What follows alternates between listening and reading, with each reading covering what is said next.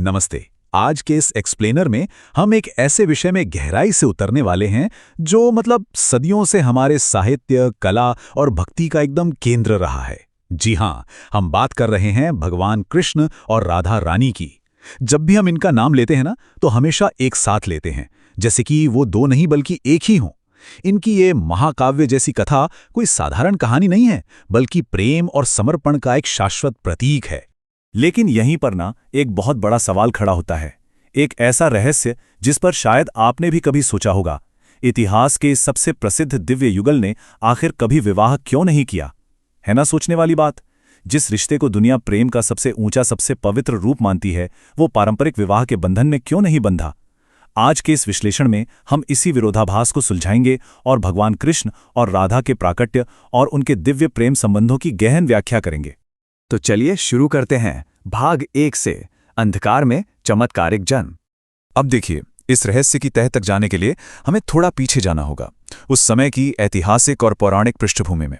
जरा घटनाओं के इस तेज क्रम को देखिए। सालों पहले एक भयानक भविष्यवाणी होती है कि राजा कंस का नाश उसकी अपनी ही बहन की 8वीं संतान करेगी।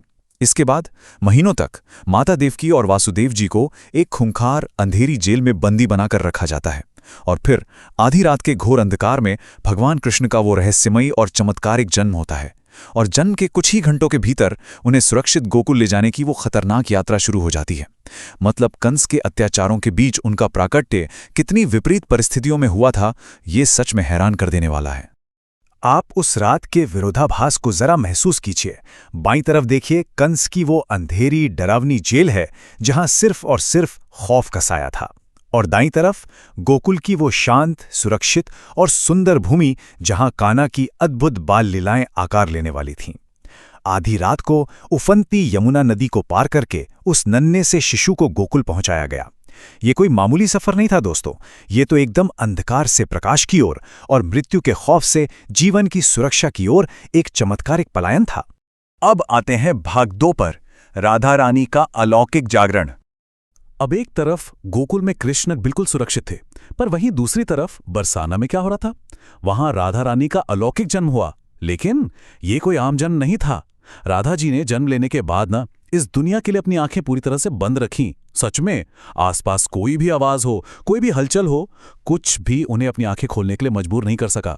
ये एक ऐसा अलौकिक तत्व है जो इस पूरी कथा में एक गजब का सस्पेंस डाल देता है।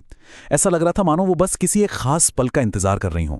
और जानते हैं वो पल क्या था? सबसे अद्भुत बात तो ये है कि राधा ने तब तक अपनी आंखें नहीं खोली जब तक उन्होंने भगवान कृष्ण के दर्शन नहीं कर लिए। ये सच में रोंगटे खड़े कर देने वाला विचार है। ये अनन्य समर्पण का सबसे चरम उदाहरण है। जरा सोचिए, उनका पहला दृष्टिकोण, उनकी जिंदगी की पहली दृष्टि, वो सिर्फ और सिर्फ दिव्य होनी चाहिए थी। दुनिया की कोई और चीज उनके देखने लायक थी ही नहीं। ये जन्म के समय से ही उनके बीच के उस गहरे आध्यात्मिक जुड़ाव को एकदम पक्का कर देता है। आगे बढ़ते हैं भाग 3 की तरफ, दिव्य प्रेम का विस्तार। बचपन की इन चमत्कारिक घटनाओं के बाद जैसे जैसे वो बड़े हुए, उनका ये प्रेम सांसारिक परंपराओं और भौतिक दुनिया की सीमाओं से बिल्कुल परे चला गया। उनका रिश्ता कोई साधारण मानवीय रोमांस नहीं था, बिल्कुल नहीं। ये एक अलौकिक मिलन था। हमारे समाज के जो नियम हैं, जो अपेक्षाएं हैं ना, वो उनके इस रिश्ते पर लागू ही नहीं होती थीं।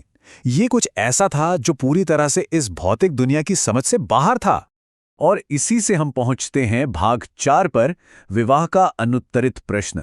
अब देखिए, एक ऐसी कथा जहां प्रेम इतना गहरा हो, इतना अटूट हो, वहां एक पारंपरिक विवाह की अपेक्षा करना बहुत ही स्वाभाविक सी बात है। तो फिर मेन सवाल वही आता है कि यदि उनका समर्पण इतना पूर्ण था, तो उनका विवाह संपन्न क्यों नहीं हुआ? हम लोग अक्सर प्रेम को एक सामाजिक कमिटमेंट से जोड़ते हैं, और हमारे समाज में कमिटमेंट का अंतिम प्रमाण शादी को माना जाता है। तो फिर प्रेम के इस सर्वोच्च प्रतीक ने इस सामाजिक मान्यता को क्यों नहीं अपनाया? ये सवाल प्रेम और रिश्ते की हमारी जो एक टिपिकल समझ है, उसको सीधे सीधे चुनौती देता है। इसका जवाब हमें मिलता है भाग 5 में, एक शाश्वत आध्यात्मिक सत्य। इस बड़े सवाल का जवाब किसी सांसारिक तर्क में नहीं मिलेगा आपको, बल्कि एक बहुत ही गहरे दार्शनिक और आध्यात्मिक सत्य में छिपा है। सबसे पहली और जरूरी बात, उनका प्रेम भौतिक सीमाओं से पूरी तरह से परे है। विवाह क्या है? विवाह तो एक सांसारिक सामाजिक संरचना है ना। ये दो अलग अलग लोगों को एक कानूनी और सामाजिक बंधन में बांधता है। लेकिन राधा और कृष्ण का बंधन तो भक्त और भगवान के पवित्र मिलन का प्रतिनिधित्व करता है। आत्मा और परमात्मा का ये जो मिलन है वो किसी समाज के बनाए नियम का मोहताज थोड़ी ना है। ये तो एक पवित्र अविनाशी आध्यात्मिक सत्य है। इसे साबित करने के लिए किसी रस्म या किसी भौतिक प्रमाण पत्र की कोई जरूरत ही नहीं है। और अंत में ये पूरी चर्चा हमें इस गहरे और विचारोत्तेजक प्रश्न के साथ छोड़ जाती है, क्या कोई संबंध सच में दिव्य हो सकता है यदि वो इस भौतिक दुनिया के नियमों से बंधा हो? राधा और कृष्ण की ये कथा हमें सिखाती है कि सच्चा आध्यात्मिक जुड़ाव एकदम असीम होता है। वो समाज की इन बनाई हुई सीमाओं से बहुत ऊपर है। आज के इस एक्सप्लेनर से हमने स्पष्ट रूप से देखा कि उनका ये जुड़ाव कोई सांसारिक घटना नहीं है, बल्कि भौतिक जगत की सीमाओं से परे एक अविनाशी आध्यात्मिक सत्य है। ये पूरी कथा भक्त और भगवान के बीच के उस सर्वोच्च और पवित्र मिलन को परिभाषित करती है। इस विश्लेषण में मेरे साथ जुड़ने के लिए आपका बहुत बहुत धन्यवाद।